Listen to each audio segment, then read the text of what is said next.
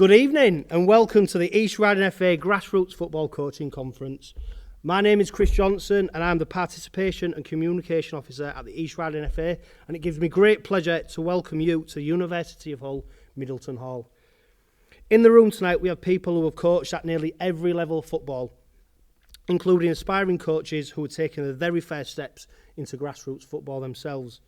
It promises to be a fantastic night with our panel of guests aiming to inspire, inform and educate. Before we get started though, I just want to go through some housekeeping. You should have all received a voucher which of course entitles you to a hot drink or soft drink from the cafe. If you haven't received one, please let us know. If there is a fire alarm, the staff at the university will direct you to where you need to go. And please just make sure your phones are off, or if you do need to take a call, you make sure you go out the room for this evening. Tonight we will receive an update on the England DNA from FA Foundation Phase Technical Lead Pete Sturgess. Michael Pudjak will share with us how he went from coaching grassroots football in East Riding to working with some of the biggest clubs in the country. And we'll learn more about talent identification and Hull City Academy from the Head of Emerging Talent at the Academy, Dan Kelly. There will also be an opportunity to speak to our guests at the end of tonight's conference as we finish with a question and answer session. So if you do think of something that you'd like to ask tonight's guests, please make use of the booklets that you've been given and make a note of any questions that you might like to ask. To open tonight's proceedings though, please give a warm welcome to East Riding FA CEO Adam Lowthorpe.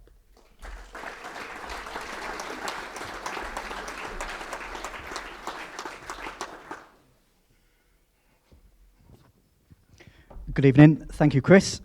Really brief for me because clearly we want to hear from the expert panel that we have with us tonight.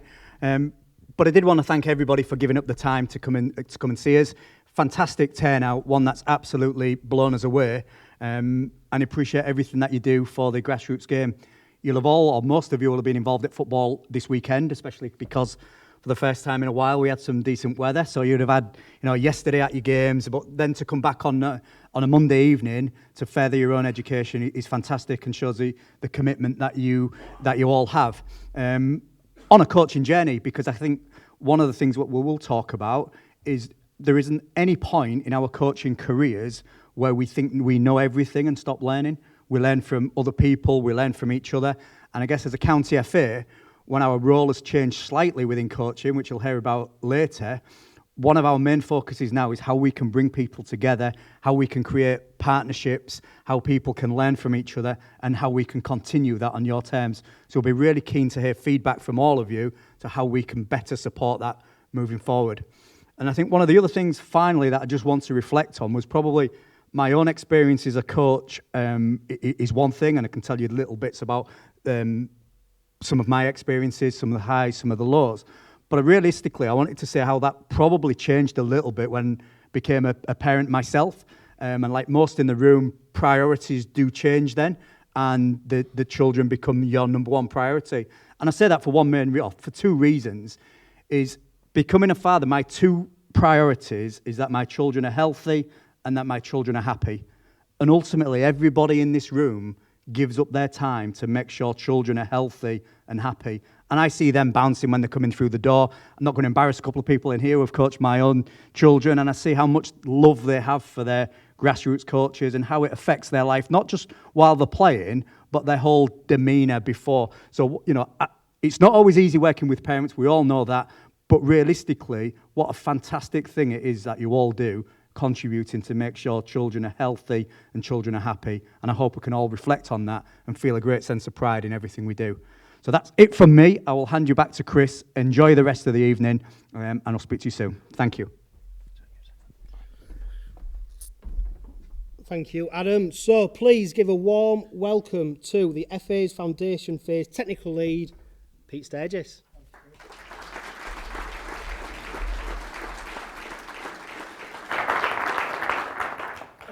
I'm just trying to make contact with you all. I'm just going to echo what Adam and Chris have both said about the thanks that we have to give you for giving up another night, but this is for your own development. And hopefully that will reflect really well when you go back to work with the young children that you work with and the young people that you work with. So a massive thanks from me. I'm going to take you through some slides and try to tell you the next part of our DNA story, particularly relevant to the DNA for the foundation phase. It was only the other day we were talking about Dan Ashworth and Gareth Southgate and where the DNA came from, and it was 2014. So we're almost 8 years on, nearly 9 years on, and our senior staff working with our development teams, with the under-21s, and Gareth himself, they're now working on what's called the DNA Plus, which is the next phase for our older players. So I've got to make sure that what we're putting in place with the younger ones keeps on supporting what the senior men and the senior women want their teams and their players to look like. So I'm going to give you a bit of an insight tonight. If the slideshow works.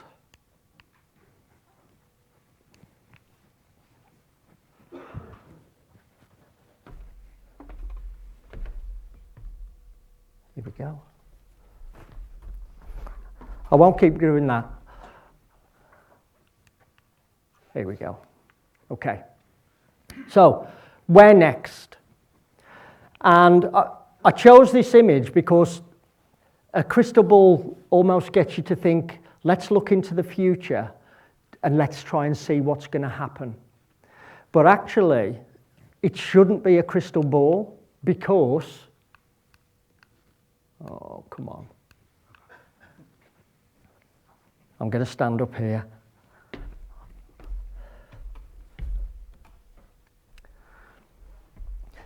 The reason I say it shouldn't be a crystal ball is the fact that what we are doing now with our youngest players is going to be imprinted on them indelibly when they grow up.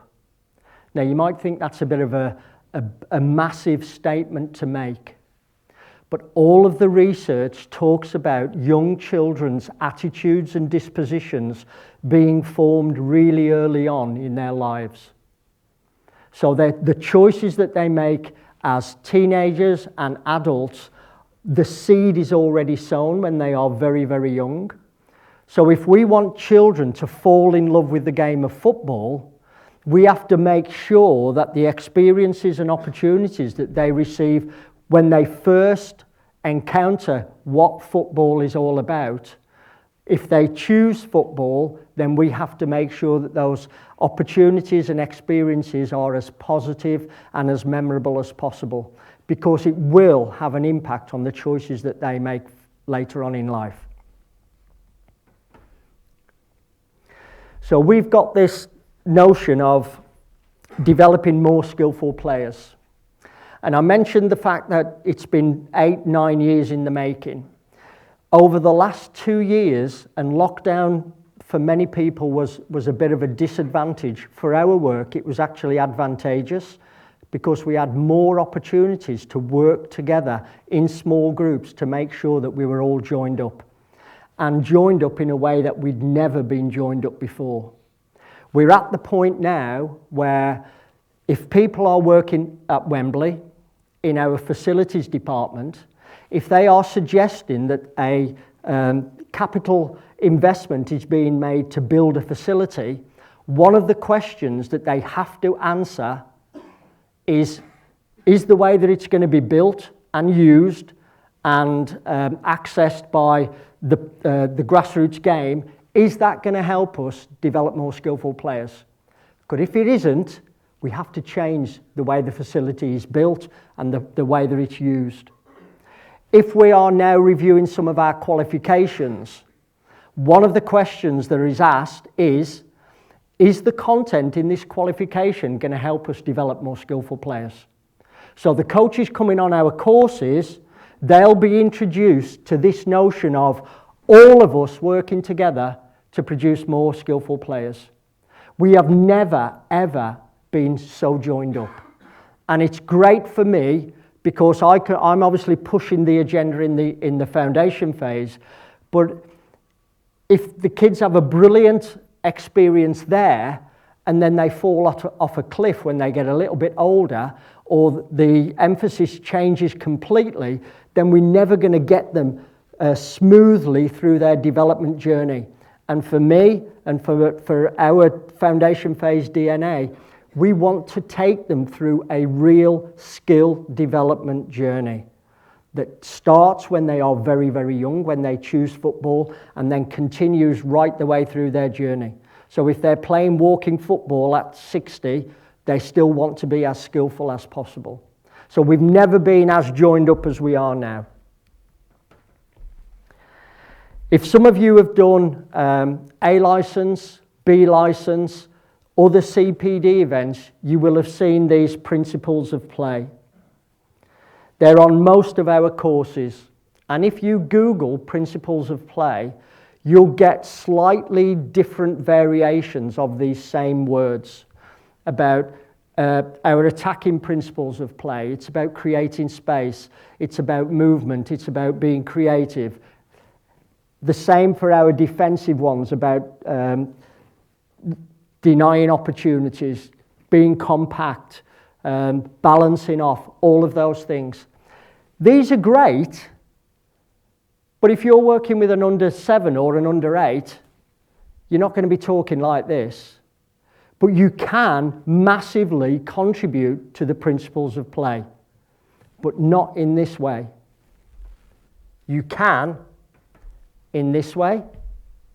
We want you to now, if you're working with our youngest players and beyond, and I'll come on to that a little bit in a minute, we want you to look at it as a game within a game.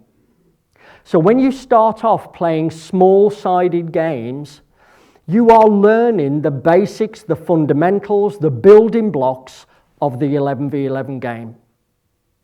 So they are formats in their own rights, 3v3s, 4v4s, 2v2s, but they are the building blocks of the 11v11 game. So we want coaches who understand that, are very, very comfortable coaching players in those smaller formats, so that when they transition to the big game, they can take all that knowledge and experience with them, even though there's more players on the pitch and the pitch is so much bigger. So we want you to look at this notion of, in an 11v11 game or in any invasion game, if you control the moments, those critical moments in the game where possession might be won or possession might be lost, then you can control the game. And controlling those critical moments will pretty much always come down to your own individual technical ability.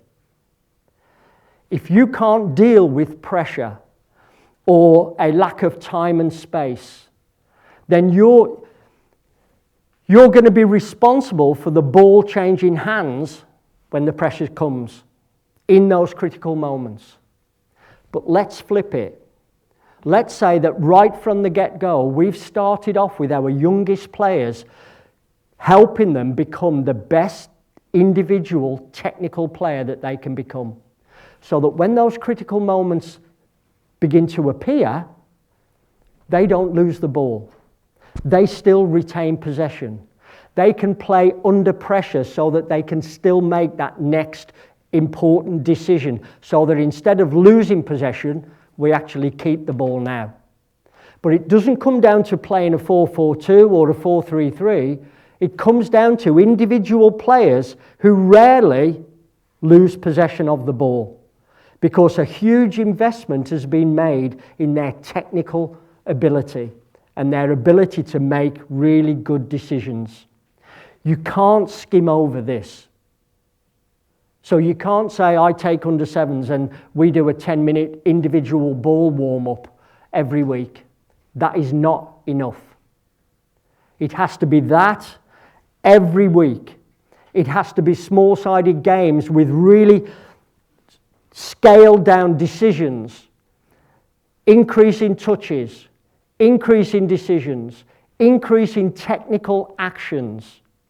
The bigger the number of the format that you play, the less technical actions each player gets.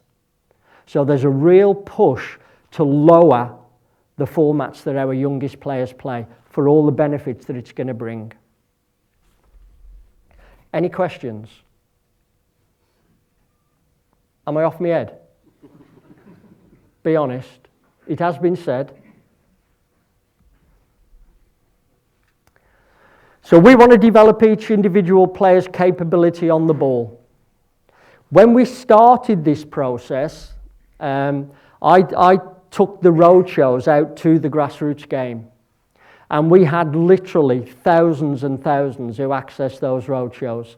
So we're hoping in taking the message out to you guys, and for the practical activities, we used your kids on your pitches, in your clubhouses, so that we could show you realistically that this can work.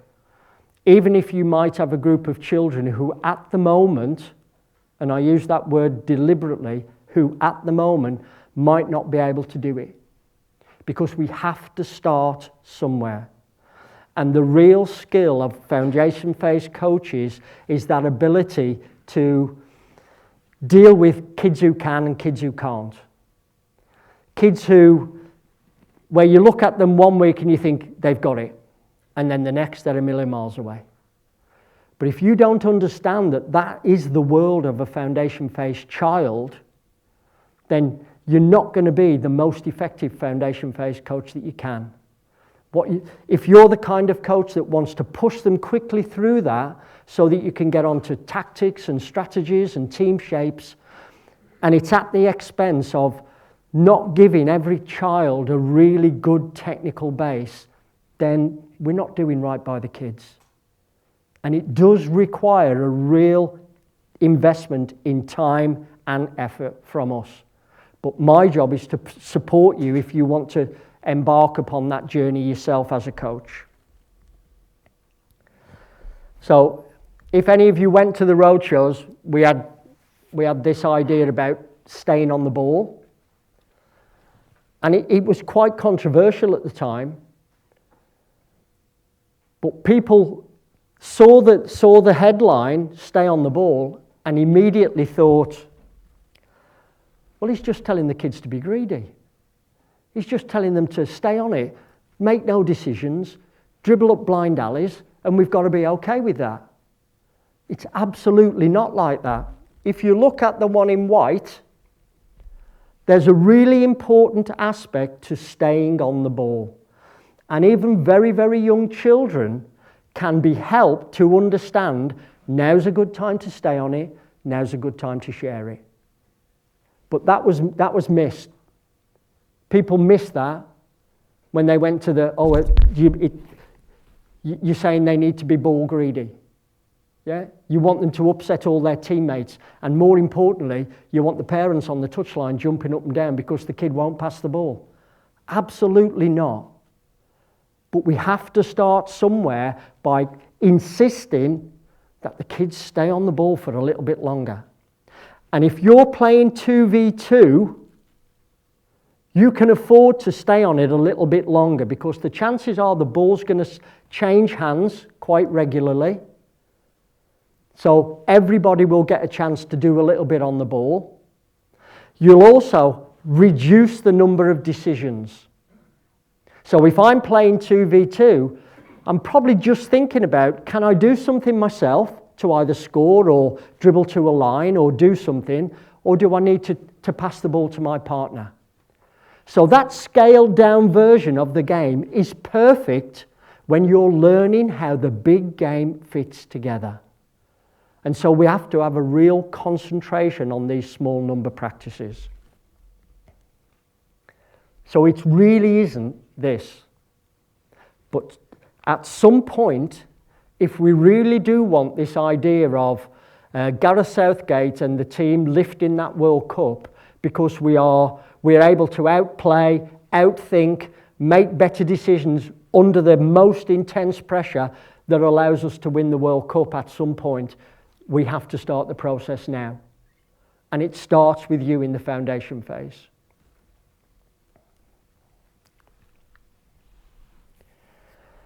This brings me on to another point about the move from individual technique to individual tactics. And this is that next phase of the DNA. Let's just say, in my ivory tower in Wigan, I've got my rose-tinted glasses on and everything that we've asked for is being done. So we've now got kids who've got really great technical ability. The next phase for them is to use that technical ability in a tactical way. So there's some examples there. You can use your technical ability if your teammates know that you are unlikely to lose the ball. They can take up more attacking positions. They know that you can stay on the ball so that people can change their positions to open up more attacking options. You can stay on the ball and attract opponents towards you, which creates pockets of space for your teammates to then think about occupying, so that we can create this forward-thinking momentum in the game. But it's all based on everybody knowing that if Pete's got the ball, he's unlikely to lose it cheaply. And it doesn't mean that you'll never lose it, because that even the best players will give the ball away. But it does mean that you can use this increasing technical skill to disrupt and disorganize your opponents. You can change the tempo in the game. You can use your abilities to have a greater impact and influence on your opponents, but also some of the things that your teammates can do. If you begin to travel with the ball, that completely changes the game. So the passing lines that were previously there, they will change, and hopefully to more attacking and offensive ones. But if you've been denied the opportunity to travel with the ball and do it well enough so that now your head is coming up so that you can make that next critical decision, it's never going to happen. And too often, I stand on the touchline and hear coaches saying, get your head up, get your head up. And the child has no idea where the ball is in relation to their feet. So there's no way that they're going to get their head up and do the next important thing. But if you develop a really good contact and touch and feel on the ball, the likelihood is that you can pay less attention to that and more attention to what your next decision or your next action will be. But that will only come if you have a huge investment in time in getting the kids really comfortable in possession. What do you think? I'm going to ask for a show of hands now. Are you in? 3 of you. Brilliant. Okay. Let's look at mastering your body.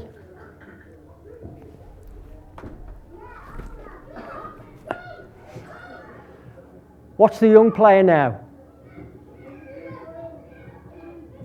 Taller opponent, bigger opponent. He's okay under pressure, and he gets out of it.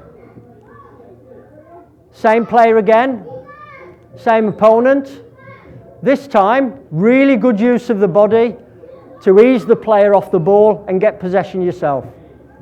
Good battle this between these two. He's on top. He's on top. Doesn't boot it away, wants to play. Okay? Now this is what it's really like. Using your body as a barrier. These are under 9s. Using your body in a different way. That's a more skillful way, where it's just a barrier between your opponent and the ball. Using your arms. Being okay if you're under pressure. Using your arms, using your hips, knowing that you can cope with that kind of pressure?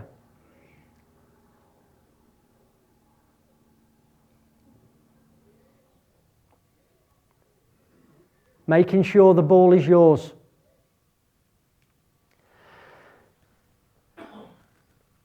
We've done a lot of, it's informal research, but it's backed up by what the physical experts talk to us about. It's really difficult to be skillful with the ball at your feet if you can't be skillful with your own body. So what we want is not kids doing shuttle runs or press-ups or stuff like that. What we want kids to have is a really great fundamental movement experience when they're young, because that is the best window to develop this kind of physical ability and physical skill. And then we take that with us when we're addressing the ball and we've got the ball at our feet. Being good in contact is the start. So knowing how to use your body, knowing how to use your arms and your hips, and being able to control the ball at the same time. That's the first step. Knowing that you can keep your opponent at bay means then that you can look for an escape, and you can begin to maneuver the ball into space away from your opponent for the next phase of that play or your next decision. But if you're going to crumble as soon as you're under pressure, your team is already going to lose the ball in those critical moments. And it doesn't come back to team shape. It comes back to one individual where we haven't invested enough time in helping them become as physically literate as they can be and as skillful as they can be. The two things go hand in hand.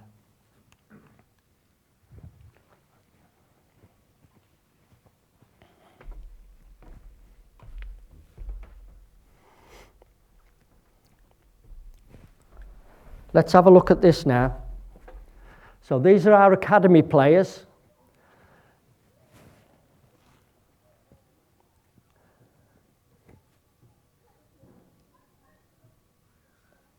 And they are being encouraged to have more time on the ball. So the academies have really grasped this notion.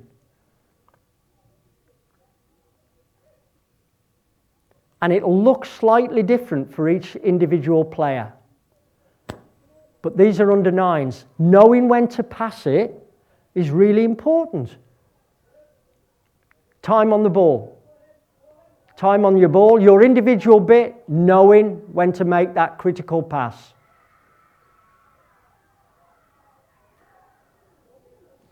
Individual time on the ball. So he's not being greedy, but every time he changes position, something else opens up.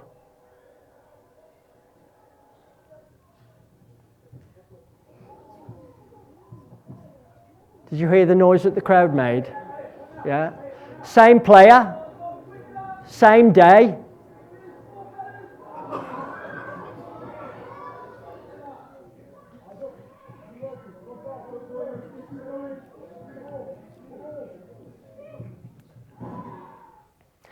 You know, when you watch that, you know my previous stuff around being physically literate.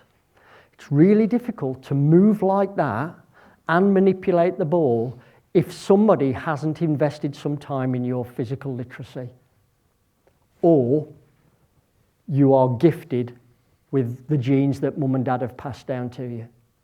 But you know the kid with the rainbow flick? If he's working with a coach who says, don't ever do that again, you've lost the ball twice, then he's never going to refine it, he's never going to perfect it, and it might just be the one solution to win you the game 10 years down the line, because he'll have it in his locker. And during lockdown, we were working with some skill acquisition experts, and the one thing that they said that was crystal clear is that when players are developing through their journey, We have to make sure that we equip them with as many different tools in their toolbox as possible. Because when the game presents this opportunity, if you haven't got the technical ability to take advantage of it, then you cannot come up with a solution for it. But if this happens and you can pass the ball easily over 10 yards, you can solve that problem, but that's probably not going to win you the World Cup. So it's our duty, and that's a really strong word, it's our duty to try to help these young children develop as broad a technical base as possible. But I also accept that's bloody frustrating. That is hard if you're working in the foundation phase, because you'll have kids of all skills and abilities and attitudes. But somewhere along the way, we've got to try to find the way to help them all improve their individual technique. Because when you're 7 or 8 years of age, no one can tell you where you're going to end up or what level you're going to play at. So some of the kids who might make it through might be in your group now. And I think that footprint in that fallen snow, let's make sure that we've made the right kind of investment for them. Yeah?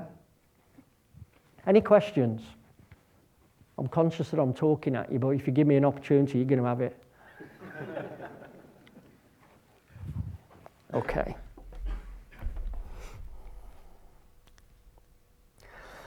So, this is what we're after. Coming back to that thing about knowing when to share it, the next phase for us, if I'm looking at you guys and I know that you've made a huge investment in individual time on the ball, the next bit is about how you begin to skillfully combine now with your teammates. So we've got players with brilliant individual skill, and when you're talking about an 8, 9 or 10-year-old, it is age appropriate. But they've got the potential because we've invested the time. Great individual ability. You've got this notion about using those individual abilities tactically. So you are beginning now to influence the game and disrupt and disorganize your opponents on your own, and now you're doing it in 2s and 3s. So you now know, or you're beginning to understand through your coaches, how to skillfully combine with a teammate or with 1 or 2 teammates. When you look at the 11v11 game, that's what it's made up of. An individual combining with 2 or 3 teammates.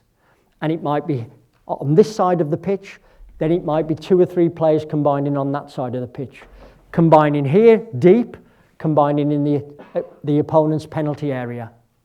It's probably going to be 1, 2 or 3 players that are influencing the game. Kids in the foundation phase, this is exactly what we need to help them get better at. And then they take all of that with them into the 11v11 game. All those little decisions as to when to release the ball, when to add disguise to it so that you can fool your opponent, how you can quickly pass it and get the ball back to advance up the pitch.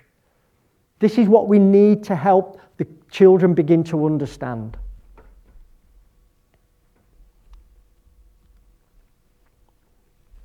What does it look like?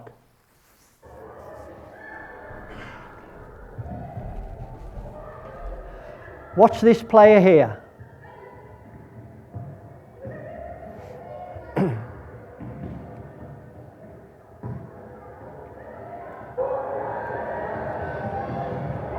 If you travel with the ball, you're going to change the situation. Things happen.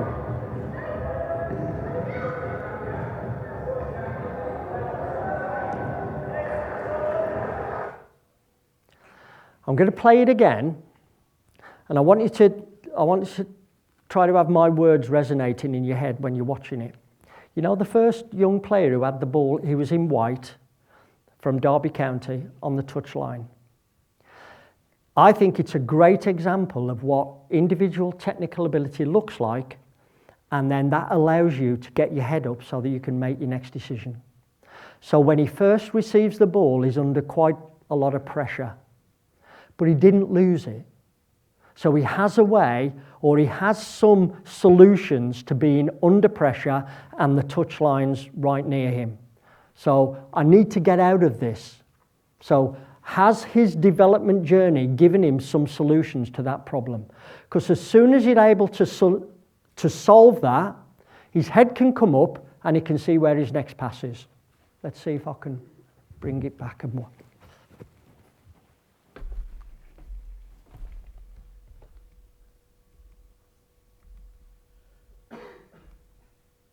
Okay.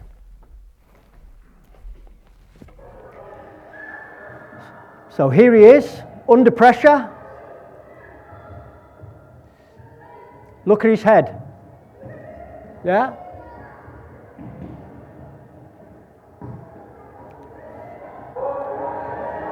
This player. Encourage your players to just move with the ball, because the picture changes.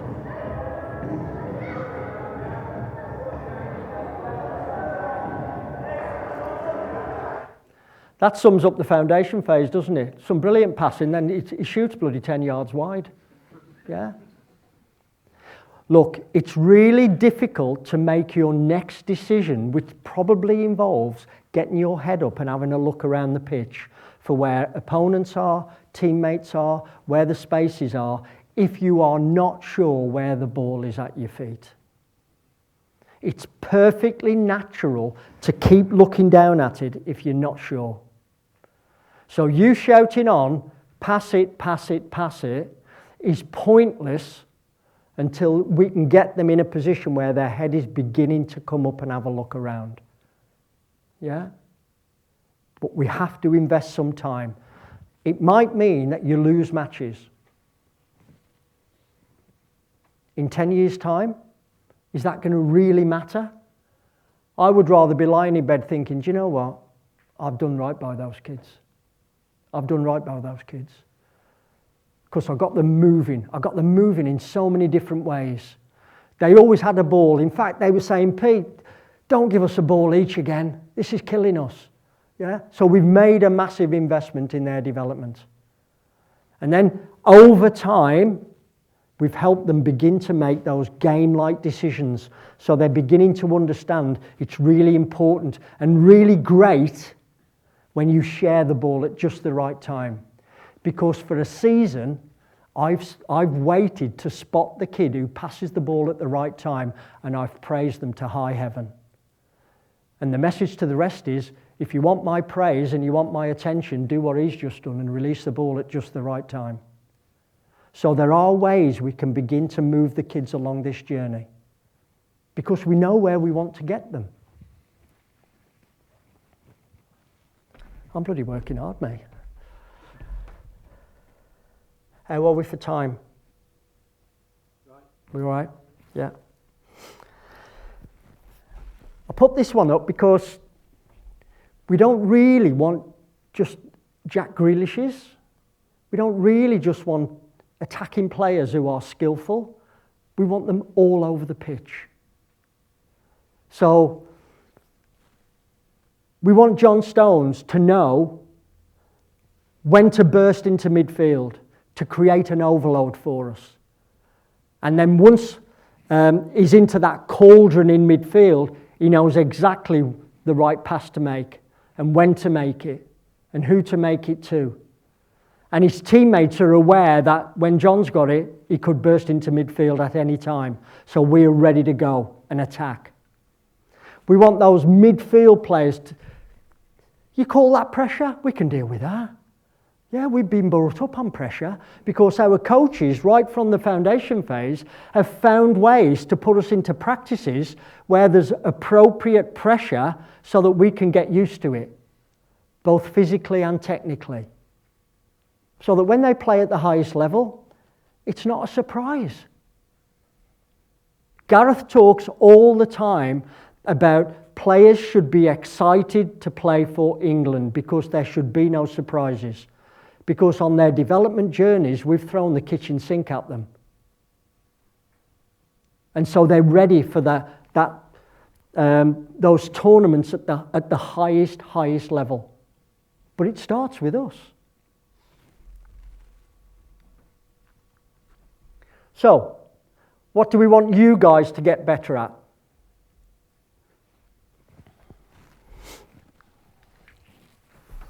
I think Adam talked about being happy and healthy. Number one, absolutely number one, if children come to you at under 5, 6, 7, 8, 9, we have to help them fall in love with the game. And I had a coach email me and he says, Pete, what does success look like for under 7s? I said, if they come back for under 8s. And I wasn't being flippant. I wasn't. Because if their first experience of football, when they come to you, is harsh, it's unforgiving, it's pressurised, it's critical, it's judgmental, I know what I'd do. I'd go somewhere else and play cricket. So you have a really important role to make. And this links back to those attitudes and dispositions. Kids will choose very early on, football's for me. No, it's not. And it'll probably come down to the experience that they're getting with you. Recognising that all players are different. So important. And where possible, and I know how difficult this is, try to meet their individual needs. Some kids, I have a colleague at work, and his son, when he went to the big school, tried out for the school team. And my colleague said, he's not great at football. He said, but he's trying out for the school team. He didn't get in. He went to the school, the sportsmaster's office, knocked on the door and says, sir, no, I'm not in the team, but can I still come and watch because all my mates are playing? So for him, it was just being part. And you'll have some kids who come to you just to be part of being with their mates or a bit of a social. Or they might just come to stay active. It's not their main sport, but they like it and they enjoy being with other kids. You'll have some who know exactly what they want. And I want to be a footballer. And they bring everything that entails. So try to bear that in mind. And I might be teaching you to suck eggs. I'm sure that you're already aware of this. But it's so important if we want to keep the kids involved in the game. Have a better understanding of how we can help players become more skillful. And then try to do that. And the demands of the game, know those demands. And then filter that down to the kids in the most appropriate way. So, what will it look like? Creating an environment that is right for young kids is difficult. It's really difficult. Because you've been at work all day, they've been at school all day, and in most kids' experiences, they've been sat on all day. Suddenly, you turn up, knackered from a day at work, with a bag of balls, and the kids are ready, aren't they? Yeah? So the environment you create is crucial. Yeah? So if we want kids to fall in love with the game, we have to give them the game of football. And some coaches say to me, Pete, have you got a good warm-up? Have you got a good, I want to do this, I want to do that. And I really am not being flippant. Just put them into a game. Get rid of some of their energy and then watch. If the game that they're playing is really good and competitive and it looks as though there's some learning going on, keep the game going.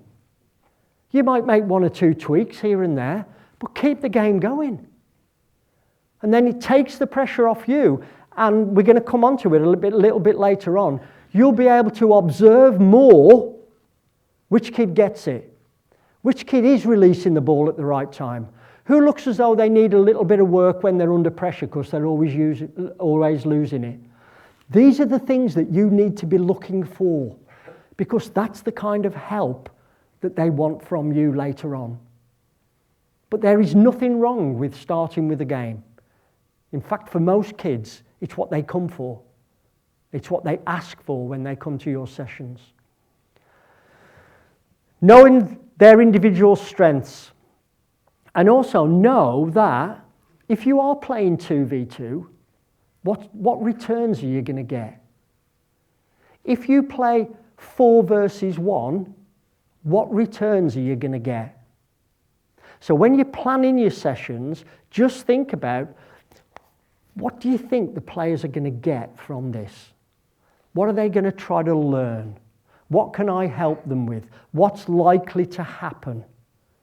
And then you're already ahead of the game, and when you see it, and you can probably predict a lot that's going to happen, you've got immediate help on hand, but you've had time to think about it in your planning.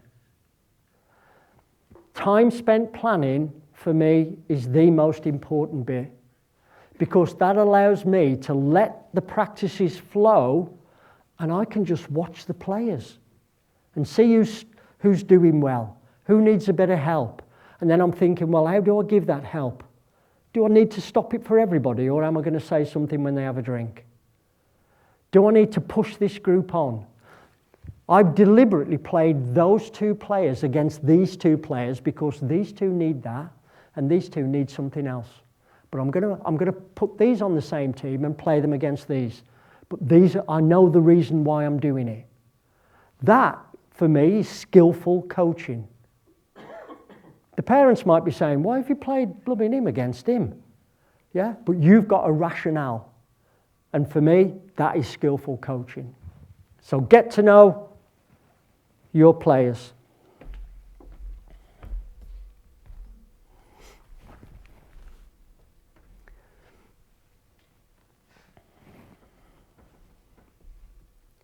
How much do you know about skill acquisition?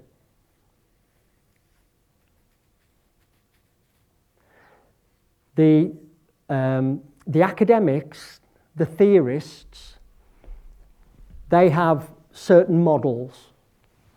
And some of them are around motor control. And so they're saying there's an ideal technique that we're aiming towards. And the way to get that is through blocked practice. So you keep refining it until you get it right. But for academics at the other end of the spectrum, they're saying, but that one technique, that perfect technique, may never happen in a game of football. But lots of similar techniques will happen. So if we didn't work in a blocked practice way, with lots of the same repetitions, but we mixed it up, so the kids were passing like this, then passing like that, then passing slightly differently, that might be better preparation for the game. So there's this debate going on about how people and children acquire skill. You need to understand a little bit more about it, because that will influence the kind of practice and opportunities and experiences that you put on for the kids. And I'm not saying you become an expert, but you need to know a little bit, and it's related to what am I going to get back from practicing in this way. And it will help you improve your own coach development and coach education. It'll definitely help the kids if you understand just a little bit more about that. Okay. And this is going to help you. So if you take nothing away from my ramblings tonight, but you remember these things, and there's a really easy way of remembering it. Try to develop more skillful players. So during lockdown, we were hidden away in a darkened room, and we were told that we won't let you out unless you've got some kind of framework that coaches can look at, begin to understand, begin to use and observe when they're working with their kids, because that will help the kids get more skillful. So, let's look at positioning. In the foundation phase, I was at a tournament at St George's Park the other weekend, and 2 kids in an under-10 team never went across the halfway line. Never. It was as though there was an electrified fence that if they went past it, they would get a huge shock. But they hardly touched the ball. Their team was on top. Most of the play was in the other half. And I'm thinking, why hasn't the coach said to these kids, go and get involved? So rather than look at position, you're a right back, you're a defender, you're a striker, look at their positioning. And it'll come from you making comments like, that was a great place to stand, because I know he didn't pass you the ball then, but he could have passed you the ball then. That's a great position to be in. Or, do you know when you received that ball, you were already facing their goal. That's the way we want to go. You were already facing that. That's a brilliant way to get ready for when you receive the ball. This is all that positioning that we can begin to influence how players shape up, prepare, and where they position themselves on the pitch. We can start that with very, very young children. Very, very young children have real issues with spatial awareness. So working on being at the side of somebody, being behind somebody, is a real investment that's going to pay dividends. And you might think, well, that's a bit babyish. But when you're under 5 and under 6, knowing that you're going to stand behind somebody or to the side of them or just behind them is really important. And that's the kind of information that you can give them when they're on the pitch. Instead of a coach that I heard 2 weeks ago at the same tournament with the under-10s, every time a kid got the ball, all she shouted was options. And I'm looking at her, I'm thinking, well, what does that mean? I thought it was a hot chocolate drink. But she thought she was giving really good advice and help. Wouldn't it be great if you said, just come to the side of him so that when you receive the ball, he's not going to get you. Just take 2 steps to the side of him. Just hide yourself behind him so that he has to keep looking for you. That's much better than shouting on options. Scanning. Young children don't do it. Or they don't do it in the way that we want them to. So shouting on, check your shoulder, what they're checking for. There's got to be a reason. But if you set up a practice where something's happening behind them that they have to check, yeah, and if you play tag or bulldog, you'll get kids scanning. And then your job is to say, do you know what? When you're running and trying to get to the other side, you look all over the pitch. You know, when we play this game in a minute, I want you doing the same. Take that, brilliant looking, knowing where the bulldog is and all of that, take that onto the pitch with you. And see if you can play for the next 10 minutes looking all over the pitch. And then when we have a drink, I'll be asking you, what did you see? What were you looking at? Who were you looking at? Did you see any spaces that you could have run into? We can start this process off. We've just got to think in an age-appropriate way. Movement, we've talked about that. Can you help your kids move quickly, slowly, stop and start effectively, change direction quickly and efficiently? This can all be done with fun warm-up games. And then they take that onto the pitches with them. Deception. Foundation phase kids love tricking their mates. And it can come from the movements, because the beauty of this model is when you start combining these together, then you can be really skillful. Because if your movements is stopping and starting, you're going to deceive that defender, because he never knows what you're going to do. And Jack Grealish is a master at it. His ability to change his mind at the last moment causes problems for defenders. So you've got to be deceptive. Just keep moving your body. They'll do it in tag. I'm going that way. No, I'm not. We want them to have this massive, broad base of techniques so that when a problem occurs in the game, they can say, oh, I could solve that with a dribble because I can dribble. I can solve it with a chipped pass because I've got a chipped pass in my locker. I can hit it with the outside of my right foot like Mitoma did the other day against Liverpool because I've got that in my locker. And suddenly, we've got more ways to solve the problems that the game throws up. But not if all you can do is edit and kick it. The game's moving on. This is probably the trickiest. Getting that timing right so that players move into position just at the right time. They know when to release the ball just at the right time. I think that takes a long time to get used to that. But we can start it off. Any questions on that? Would that help? You know, if you set up some 2v2 games in your next session and you said, right, I'm just going to see how many kids scan. And then I'm going to ask them some questions as to what they were looking at or who they were looking at. I think that will give you some really vital information. Or let's look at how the kids move. Yeah? Or where they position themselves. Are they just calling for the ball or have they actually moved to open up a passing line? And is the pass actually possible?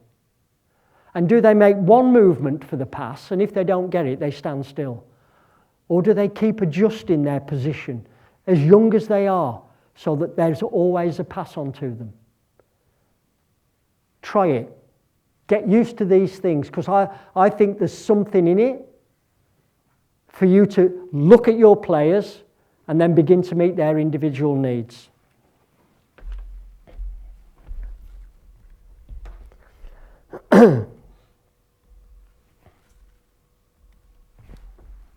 So what does deception and disguise look like?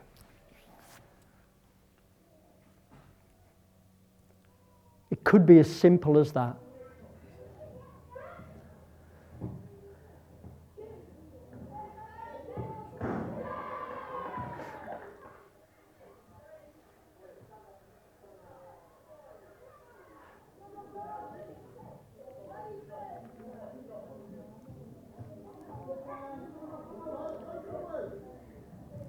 So it's little subtle movements. You might miss them sometimes.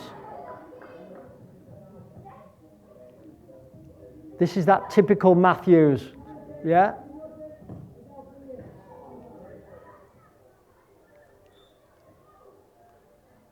I was obsessed with this kid because he could always find a yard of space. And it was a really subtle little movement.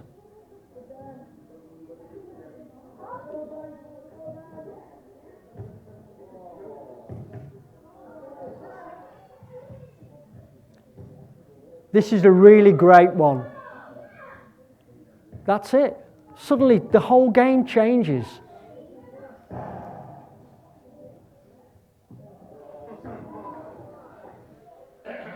Here he is again. He's gone right every time. But it can go left as well. So my conversation with him would be, when you're under pressure, you've always got a way of getting yourself a yard. Use it. Use it.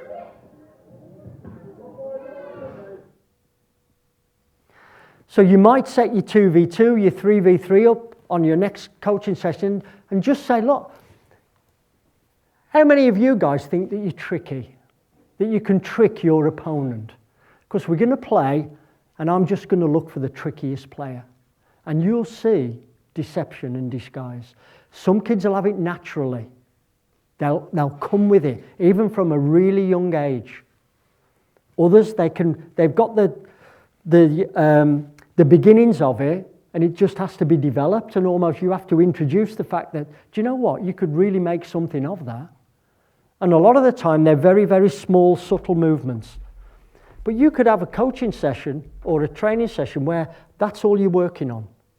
So you start with your bulldog. Who's got that movement? Let's take it into a game. We played a game at West Ham United, and it was 4v4, and all I said to them was, I'm looking for the player who is best at changing their mind at the last moment. And do you know who the best one was? The goalie. Because every time the ball came back to him, he shaped up to take a big, long forward pass. The attacker went like this, and he just went, yeah, got you. And then he'd play it out. Kids can do it. We just have to create the environment where they're encouraged to do it. Okay, last bit. This is what I want you to think about doing. Yeah?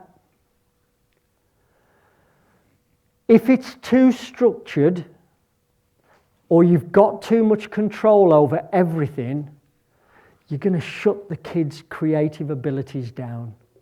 You've just got to let the reins off. And I know that is almost like giving the keys of the asylum to the inmates. Yeah? But for me, you're going to get it back. You're going to get back the enjoyment, and it's going to give you lots of opportunities to praise what the kids can come up with. So just be prepared to let the reins off, as frightening or as scary as that may be.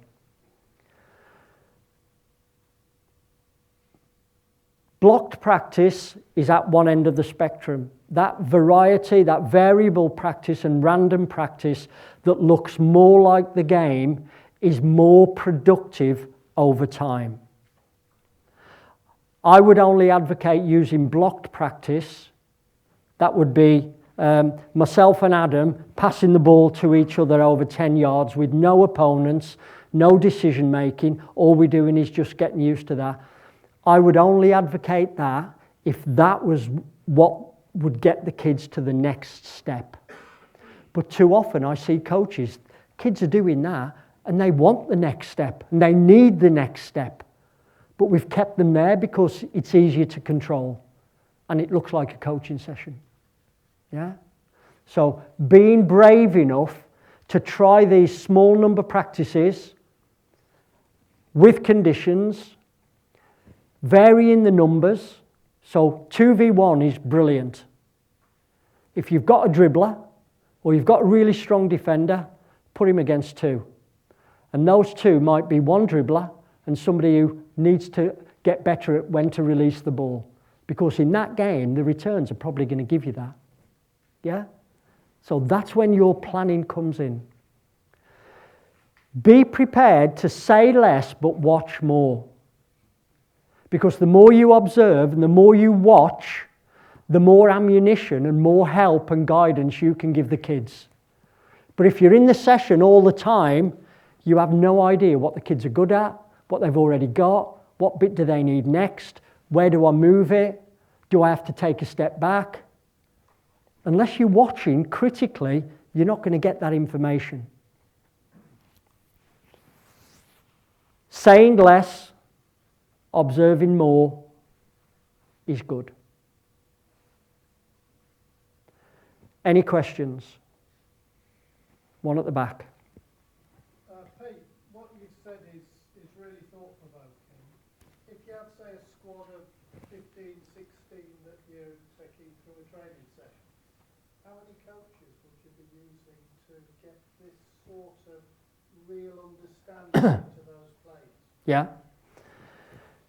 For me, and again, I'm not being flippant, one. Because this is what happens when you set a practice up. Let's just say if you've got 16, so I've got 4 2v2s going on. Yeah?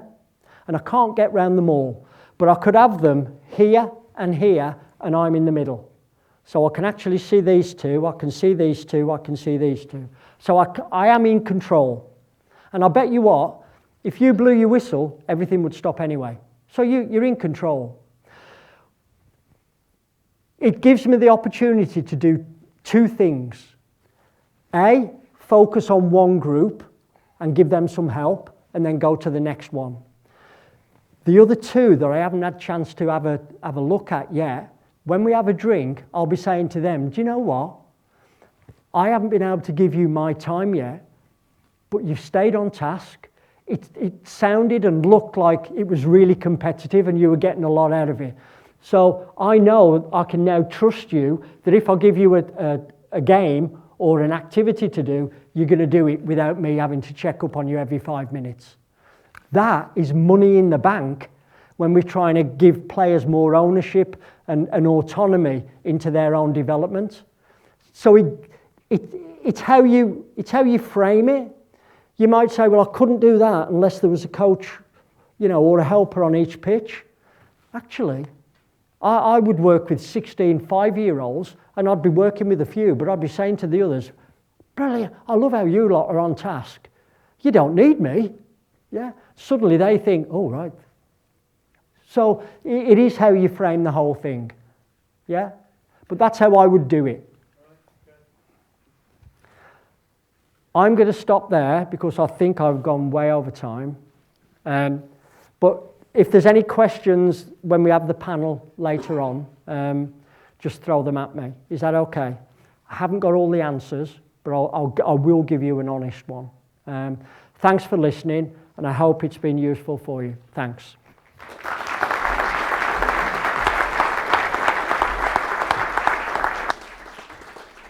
Wow. Plenty to consider, plenty to think about, and I suppose if I reflect on my coaching journey, I'm probably a novice, but I'm absolutely captivated by what's been discussed. And I suppose what I took away from is, and Pete, you might disagree, but it's not rocket science. There's plenty of things that you can go out on the training field and do tomorrow. And just listening to Pete, some of the advice that he's given you is real take-home stuff. I think it's probably a good time to pause, reflect, think about what's been discussed, talk to your colleagues, talk to who you've come with tonight. We'll have a short break, say 20 minutes, go grab yourselves a drink, go for go use the toilets, etc., etc. So if you can be back seated in your seats for 8:40, and we'll carry on with the second part of the conference.